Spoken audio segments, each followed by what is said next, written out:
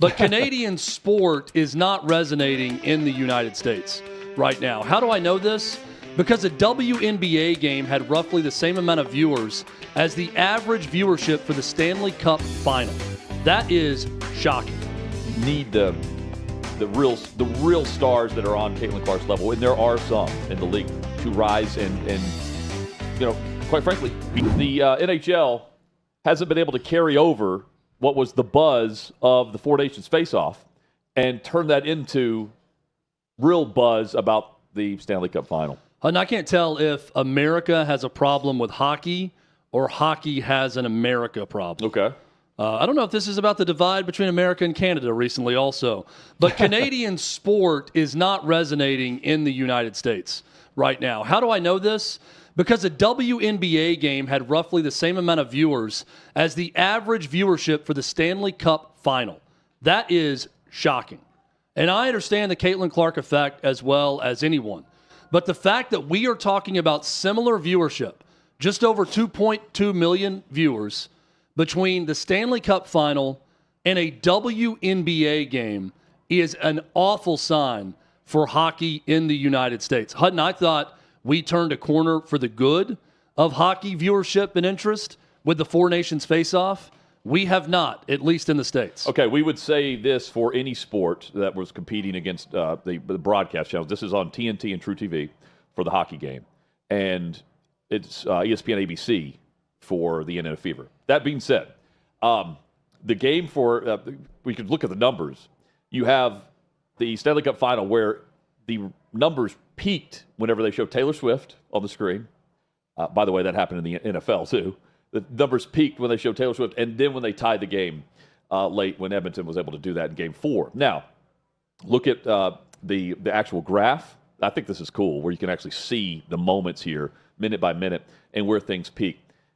Chad, the numbers for Caitlin Clark, I mean, the peak is, she's the draw, the draw for the Stanley Cup Final. For me, overtime. For most, Taylor Swift. And that's the difference here. I'm not surprised that, I'm not surprised that the Stanley Cup Final doesn't have the pool that we maybe thought, or as a group, we thought we would see coming off of what we saw back in, February? It's not the NBA we're comparing it to now, though. We were then during the All-Star weekend because all the buzz was with the NHL. They stole the chatter that weekend. Now we're comparing it to the WNBA. And really, we're comparing it to Caitlin Clark, where the average viewers for their game, 2.2 million and a peak of 2.8. That's up 76% over last year's regular season average. That's phenomenal. And she's coming back from injury. The Caitlin Clark effect is not just with the WNBA and all the players that don't want to embrace her.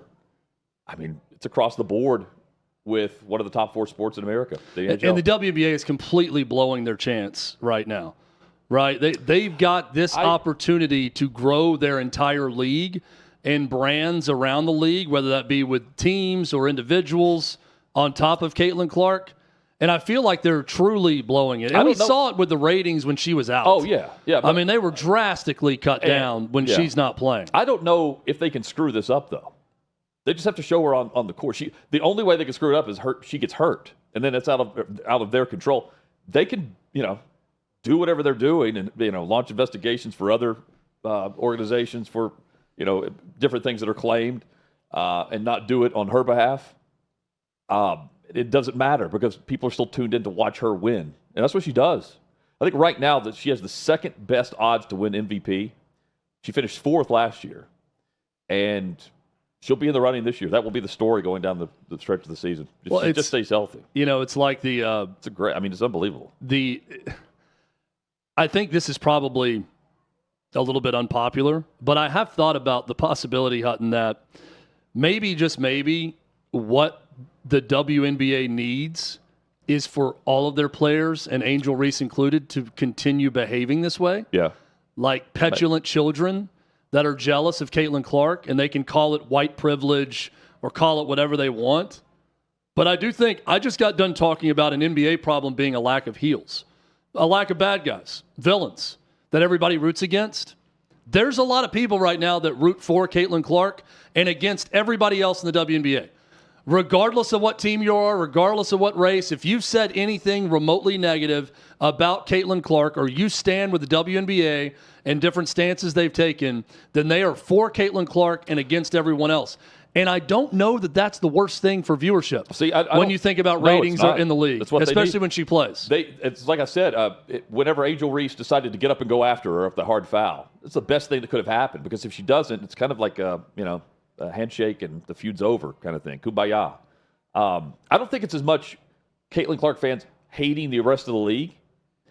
I think they just pull for her to win and do well. I think it's the opposite. I think if you don't really like Clark, you're pulling for everything up. You're rooting against her, but you're rooting for, not against the rest of the league. You're rooting for her. You see what I'm saying? Yeah.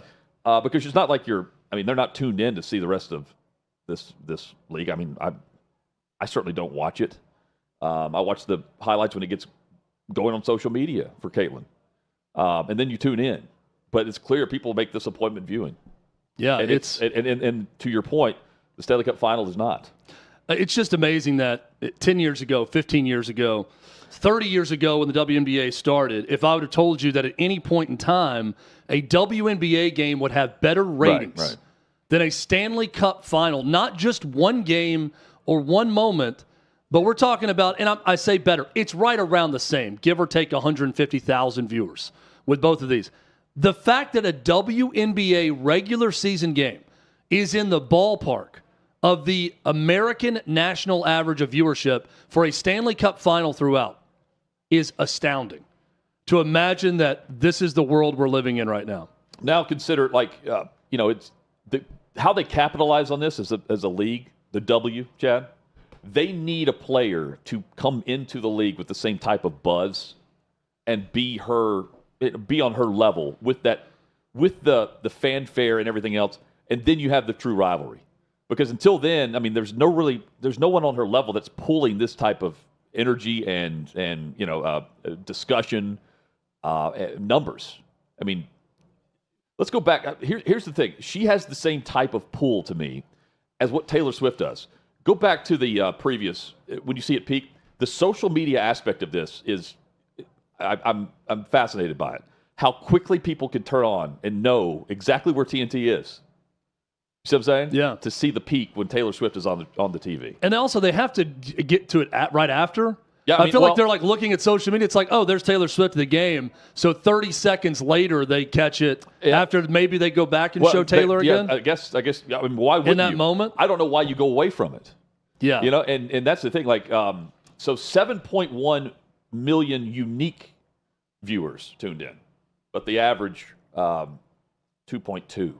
What if you advertised? That was Taylor Swift. What if you advertised the exact moments you were going to cut away to Taylor Swift during the game? Do you think that would up the peak audience of a game if they knew in advance? Hey, it's 7:52 Eastern time. We're going to cut over and show Taylor Swift again, or whatever the time is. Would that actually add to the audience? Juju Watkins is the woman that the WNBA needs to be the foil to Caitlin Clark. Yeah. She's the one with the talent that could do it when she gets in the league, possibly. And she tore her ACL. Yeah, she did. And I'll stick with what I said yesterday about the NBA. It'd be great. She came in the league and she talked some shit about Caitlin Clark and was on a team that was on an opposing, I know Indiana right in the middle of America, but on one of the coasts. And then suddenly you had another foil for Caitlin Clark that could unite another part of the fan base. These things aren't awful. The Bad Boys Pistons weren't terrible for the NBA because everyone who wasn't a Pistons fans hated them. Well, see, it's the organic nature of Caitlin Clark and Angel Reese in college, right? It can be anyone. I think it happens when the Indiana Fever make the final, and then you have some natural rivalry that's born and bred there, team to team and player to player, and it's got to be someone on her level. Like, I think aren't we over the Angel Reese comparison? Yes. The rivalry's there. The comparison from player to player, there's no argument but who's the better player. You need the real stars that are on Caitlin Clark's level, and there are some in the league, to rise and quite frankly, beat her. Because that's what Angel Reese did. That's what LSU did in college. And that that started the buzz. And then you have the comeback. You have the, it wasn't like Jordan didn't come to the league and immediately win. It took some time, and then he has his moments. And that's what, you have Angel Reese winning, pointing to the championship rings, and ultimately losing once he gets to the WNBA with Chicago. And the numbers are crazy, man. What was it a fake story that we saw a bad headline or something from from Indianapolis yesterday where it was like 2.1. It was like someone said like 23 million. Well, they left the decimal out. Yeah, well, the Indy Star had a story. You would search it and click on the story, and it was 404 file not found. Yeah, on the story that said a record 23 million people. And I saw this repurposed elsewhere, and I'm thinking there is no way that a WNBA game had that. It's just so far. 23 million would be near the average for the NBA finals. It would be 10 million away from the Jordan era. Way more than the current NBA finals, which are around 8 or 9 million. The average over time, yeah. Yeah, 8 or 9 million right now, but the era that you're going to eventually talk about, Hutton, it's closer to that era than this, and I'm thinking, no way. No way 23 million people tuned in for this. See, all right. It's hard to get 23 million people to do anything at any time. Nearly impossible right now with all of the entertainment options that are out there. The hockey aspect of this, I tune in whenever we see overtime in the Stanley Cup final or playoff hockey in general. When I know it's overtime, I'm tuned in. I'm not invested otherwise. And, it's just not top of mind for me. So I think it's more America has a hockey problem than hockey has an America problem. I, casually go to the games. And I've thought about this too, Chad. When's the last time, and it doesn't happen here in Nashville, which is a pro market. When's the last time you actually broke down a hockey game? Like you're talking about the quarterback making the right read, running back doing the right decision, the coach's decision. I don't hear that. It's more about the moment, the experience, and the intensity than it is breaking down the X's and O's, just at the bar with your buddies. I don't have that. And I don't hear that even in the pro markets. Now, in the original, the original 6, you've got plenty of discussion. I'm talking about as you go to Florida and elsewhere. I don't think that happens, and I think that's also part of the America problem because it's not football. Yeah, let's just face it, it's not football. And months ago we were comparing it to the NBA, saying that the NHL has to capitalize on this because hockey won an NBA All-Star weekend. And we love basketball in the U.S., right? We've talked about this when you look at college basketball, the NCAA tournament, college basketball ratings across the board were better this year. Women's college basketball ratings have been really good.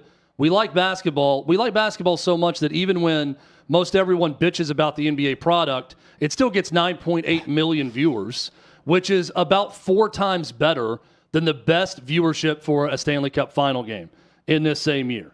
Now, that's a big difference. Yes. We talk about the big 4 in this country. Yeah. I mean, it's really a big 1, a pretty big 2, a decently big 3, and a minor 4 at this point when we're talking NHL and where they rank. And then don't throw college football and basketball in there. Yeah, and I'm just talking about the pro sports. I know. Yeah, I mean, if we really want to talk about the big 3, it may be pro football, college football, and college basketball. Yeah, yeah. And, the others are selling out arenas, but not at the level that the others are. I should say college basketball in March. Really, it's a 1-month season when you look at just record viewership and how many people will watch. Yeah. So you agree it's America, not hockey? Oh, I agree. I don't think the game... You know what it needs? The game is good, and it's got really good players. It's an America thing. It needs some trash talk to it.